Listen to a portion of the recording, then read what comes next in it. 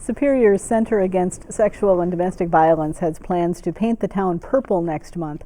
October is Domestic Violence Awareness Month, and CASDA will be handing out purple flags to promote awareness.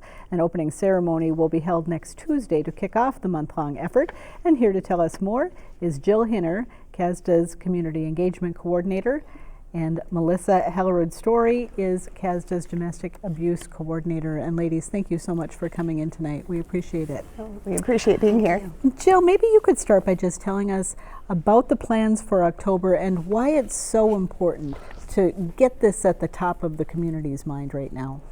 Yeah, absolutely. Well, when I was looking at our scheduled October events, it looks like the first part of the month is very much about the awareness and education piece.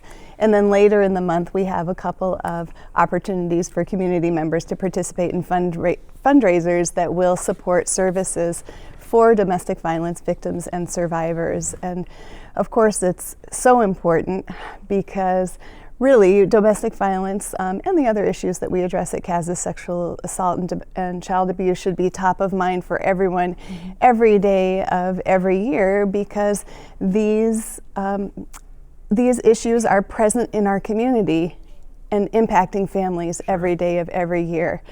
The kickoff event includes speakers, not only community leaders, but also local survivors telling their stories and the impact of domestic violence on them. And that comes next Tuesday morning at the Douglas County Government Center in the atrium.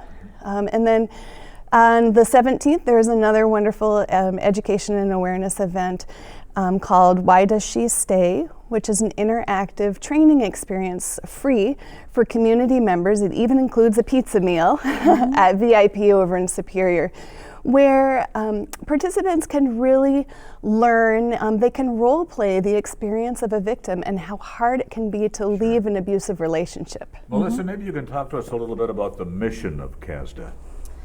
Well, the mission of CASDA is to support, to provide supportive services for victims and survivors of domestic violence, child abuse, and sexual assault, while we work as an agency to promote a violence-free community.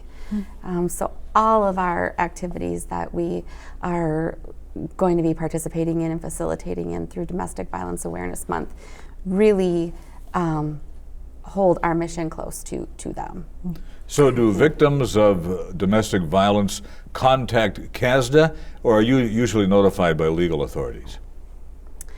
It is a combination Either of way? both. Yep. Okay. We work closely with the law enforcement in Superior, both the Douglas County Sheriff's Department and Superior Police. But we also, we have a lot of people calling our 24-hour helpline to access services and get information.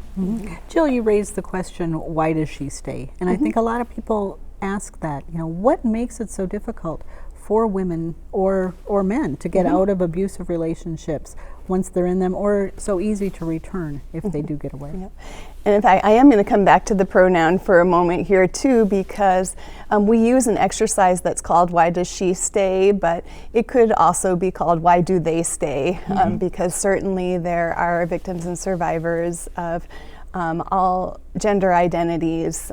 We do find that the majority of victims that seek our services are female, at least 80%, but that's definitely not the only population that's affected. But barriers to leaving, a lot of financial barriers to leaving. We were just talking in the office today about, imagine, for example, if you're talking about an individual that has grown up in poverty, maybe a lot of instability, a lot of transitional housing, a lot of hopping from place to place, maybe times of homelessness. And imagine if that person's first stable home turns out to be with an abuser, but they have a roof over their head and the same bed to sleep in every night. So even that's just one example of one barrier that might make it hard for someone to leave, because perhaps they would have to return to a homeless existence, and perhaps they're choosing, a lesser of two evils. And so that's just one example. What impact does domestic violence have on families? So many. I think that it has an impact on children. It has an impact on,